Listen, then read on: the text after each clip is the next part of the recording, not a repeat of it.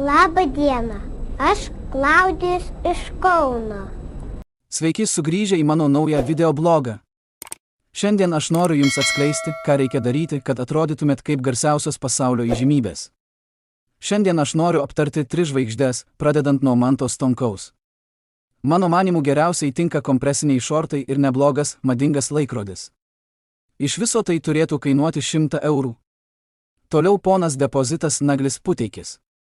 Jam būdingi prabangus akiniai bei sandalai ir jis kartais yra vadinamas ikiteisminės striukės dievaičiu.